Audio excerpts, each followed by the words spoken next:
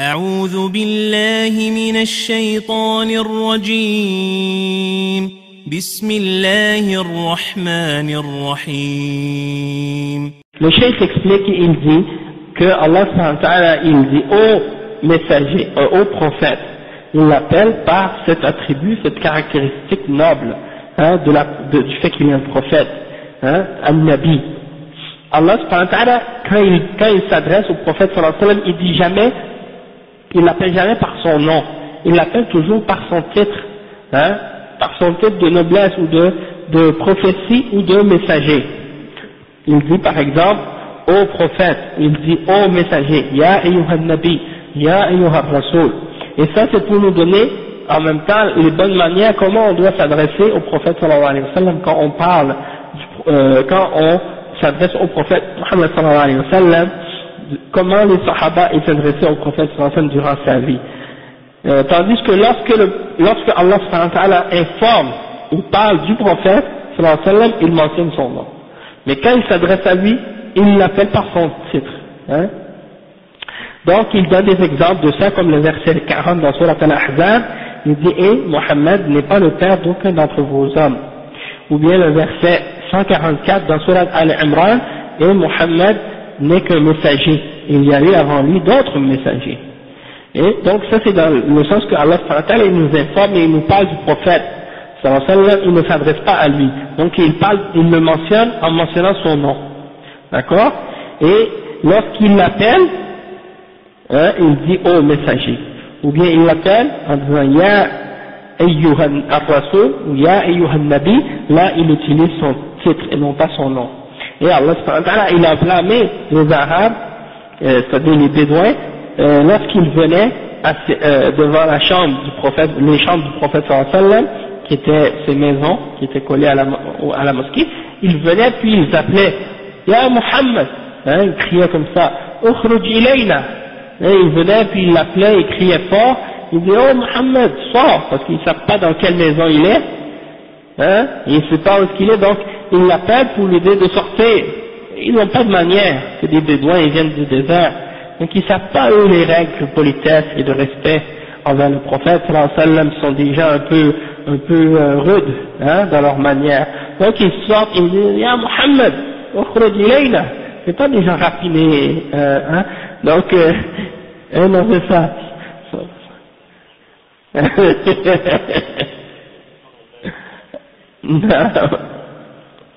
Non, c'est ça. C'est comme le frère il dit, Mokhtar, il y a des exemples de la Mauritanie là, avec les gens du désert. Et non, c'est comme ça. C'est parce que le fait d'être éloigné du monde et le fait d'être toujours avec les chameaux ou bien avec les animaux, ça rend le tempérament un peu dur, Tandis que les gens de la ville, ils ont habitude plus aux règles de société, puis comment agir avec les autres et tout. Donc c'est ça. Et le prophète Muhammad sallallahu alayhi wa sallam, il y a une manière de s'adresser à lui. Et les bédouins, parfois, ils réalisaient pas cette chose-là. Donc, il y a des exemples où les bédouins, ils arrivaient sur le prophète sallallahu alayhi wa sallam et ils lui disaient Oh Muhammad, donne-moi ça. Ou bien, ils lui parlaient comme si c'était n'importe qui. Et donc, Allah subhanahu wa ta'ala a voulu faire leur éducation par le verset dans Surat Al-Hujurat, les premiers versets qui sont mentionnés dans cette sourate-là, à partir du verset 2 jusqu'au verset 5, Allah subhanahu wa ta'ala, il mentionne les règles de respect et de politesse qui devaient être adressées au prophète sallallahu alayhi wa sallam quand on parlait avec lui. Il dit par exemple, oh vous qui avez cru, n'élevez pas vos voix au-dessus de la voix du prophète et ne haussez pas le ton en lui parlant comme vous le haussez les uns avec les autres, sinon vos œuvres deviendraient vaines sans que vous vous en rendiez compte. Ceux qui auprès du messager baissent leur voix sont ceux dont Allah a éprouvé les cœurs pour la piété. Ils auront un pardon et une énorme récompense. Ceux qui t'appellent à haute voix de derrière les appartements, les chambres, la plupart d'entre eux ne raisonnent pas. Ça c'est les bédouins qui faisaient ça avec le prophète sallallahu alayhi wa sallam quand ils arrivaient à Médine. Et s'ils patientaient jusqu'à ce que tu sortes à eux, ce serait certes mieux pour eux. Allah cependant est pardonneur et miséricordieux. Donc ça, c'est tous des versets qui ont été donnés pour montrer aux gens la bonne manière envers le prophète sallallahu alayhi wa sallam, comment parler. Ils ne devaient pas l'appeler de la même façon qu'ils s'appellent les uns les autres. Oh Muhammad, hein, ou toi, comme si c'était son ami ou quelqu'un dans la rue comme ça. Non. Donc, Allah subhanahu wa ta'ala, il leur a montré les bonnes manières à ce sujet-là. Et bien entendu, les bonnes manières envers le prophète sallallahu alayhi wa sallam, c'est durant sa vie et après sa vie qu'on doit les utiliser. Parce qu'il y a des auteurs contemporains qui parlent du prophète sallallahu alayhi wa sallam, hein, a'udhu billah, parmi des modernistes, ou bien parmi des orientalistes et des islamologues. Parfois ce sont des gens qui se disent même musulmans. Ils parlent du prophète Muhammad sallallahu alayhi wa sallam sans aucun respect. Ils parlent de lui comme s'ils parlaient de n'importe quel homme. Et quand ils mentionnent son nom, ils disent jamais sallallahu alayhi wa sallam.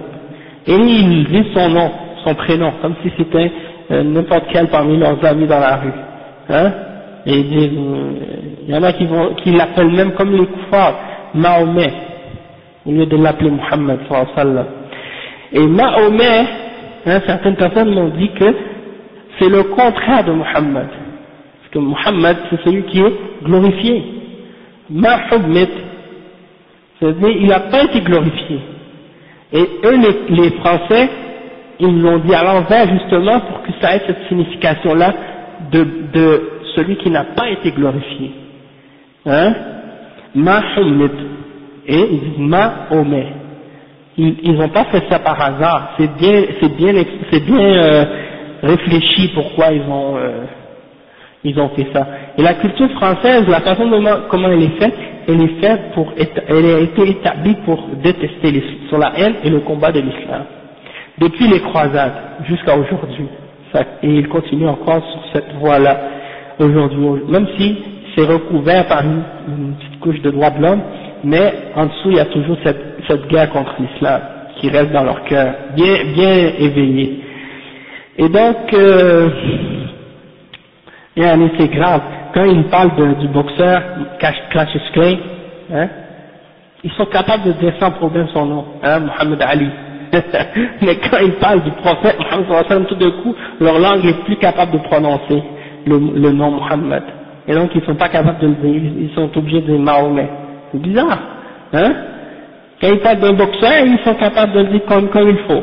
Quand ils parlent du prophète, tout d'un coup, leur langue devient fourchue, ils sont plus capables de le prononcer. Donc c'est pour vous dire que ils utilisent ces termes-là. Et ils parlent du prophète sallallahu alayhi wa sallam, et même il y en a qui écrivent il y en a qui ont écrit des biographies du prophète Muhammad sallallahu alayhi wa sallam, et ils ont marqué Muhammad, The Life of Muhammad, en anglais. The Life of Muhammad. Ils ont même pas écrit sallallahu alayhi wa sallam, rien. Comme si c'est l'avis de n'importe qui. Et puis dans ce livre-là, il y en a un qui a écrit, je pense que c'est Mohammed Haykal en anglais. En tout cas, il nie les miracles du prophète sallallahu alayhi wa sallam. Il essaie de les nier. Et il y a ce courant-là parmi les orientalistes là. Et ils ont fait un documentaire, je ne sais pas c'est quelle chaîne qui a fait ce documentaire-là, mais c'est en français. Il parle du prophète sallallahu alayhi wa sallam et comment il était envers les femmes. Et je l'ai vu dans un site sur internet. En tout cas, c'est pour vous dire la façon dont il parle du prophète sallallahu alayhi wa sallam sans aucun respect, comme si les choses qu'ils disent à propos du prophète sallallahu alayhi wa sallam, des insultes et des mensonges. En tout cas, c'est grave. Ouais, non, c'est grave. Comment il parle du prophète sallallahu alayhi wa sallam et les choses qu'ils disent, et ce sont des gens qui se disent musulmans. Alors, quand vous voyez ces gens-là, vous voyez que c'est vraiment clair, c'est clair que c'est des gens qui n'ont aucun respect pour le prophète Muhammad sallallahu alayhi wa sallam. Et à la limite, c'est des insultes qu'ils disent. Quand ils parlent de lui, comment ils parlent de lui par rapport aux femmes et tout, comment ils décrivent son attitude envers les femmes. Ils parlent de lui comme si c'était pas un prophète, comme si c'était un homme ordinaire. Hein? Ils prennent même pas en considération que ce qu'il dit et ce qu'il fait, ça vient d'Allah subhanahu wa ta'ala, c'est Allah qui l'inspire, qui lui donne la révélation et qui le guide. Et il parle de lui comme s'il parlait de n'importe quel homme qui a fait des grandes choses, mais qui reste quand même comme étant pas un prophète. Donc c'est très grave, c'est très grave. Et il y a cette attitude-là parmi les gens de bid'a et parmi les kuffars et parmi les munafiqin, les orientalistes, les modernistes, ce courant moderniste surtout.